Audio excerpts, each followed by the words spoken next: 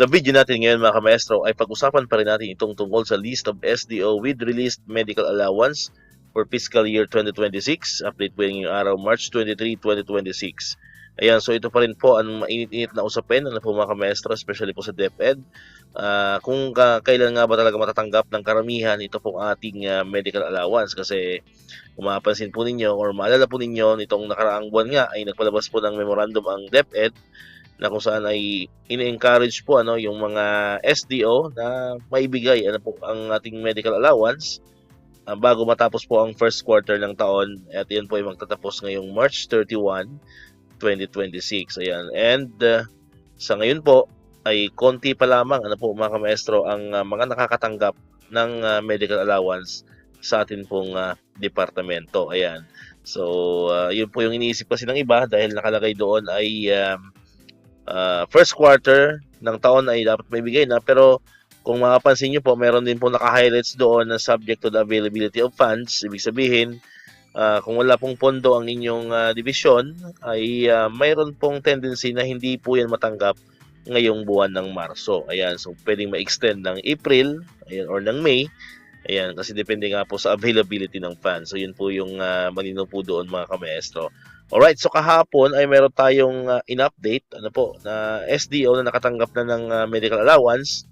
Yun po yung SDO Eastern Samar and SDO Caloocan. Although matagal-tagal na po nilang natanggap yung medical allowance, base po yan dun sa mga source po natin. Ayan. So ngayong araw ay meron ulit tayong tatlong nakitang mga bagong SDO, although ito ay medyo matagal-tagal na rin natanggap. Hindi naman sila siya actually ngayong araw mismo.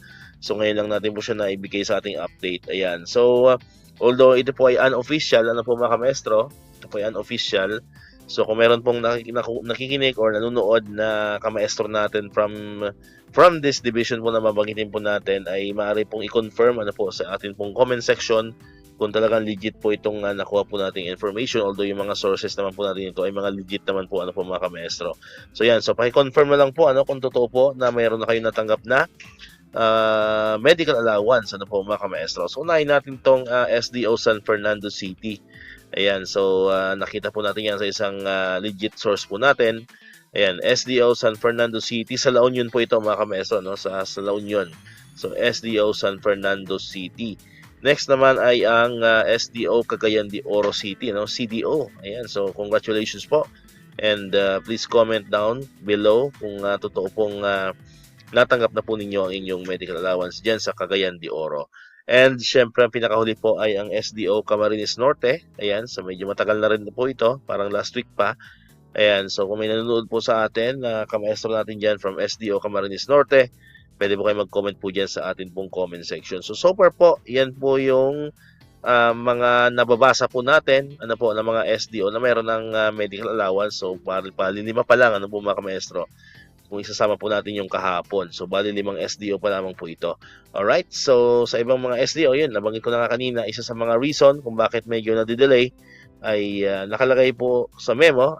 Kahapon ko lang siya actually nabasa po mga kamaestro, or napansin yung isang part sa memo na yun nga, subject to the availability of funds. Ayan, so ibig sabihin kung walang pondo, walang ekstrang pondo ang inyong pong mga division, ay may tendency pong malate ang releasing po ng inyong medical allowance. Posibleng umabot ng April, posibleng umabot po yan ng May. So anyway, meron naman tayong sure na matatanggap yung atin pong clothing allowance, na matatanggap natin yan possibly the first week of April. Ayan, so malapit na po yan, almost wala lang 2 weeks po mga kamaestro. Pero syempre, mas maganda pa rin kung matanggap natin ng sabay yung ating clothing allowance and yun pong ating medical allowance. Kasi yun nga, isa sa mga nababasa din natin reaction ng mga kamaestro natin yan, bakit daw sa ibang SDO naman ay nagawa ng paraan, then sa iba ay hindi.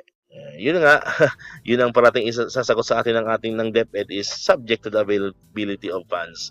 Ayan, so kung medyo magaling ang inyong SDO sa pag-manage ng funds, may sure na mayroon po kayong natitirang pondo yan, at sure na may bibigay po yan bago dumating po ang March 31, 2026. Alright, so dito ko natatapusin itong ating video ngayon mga kamaestro.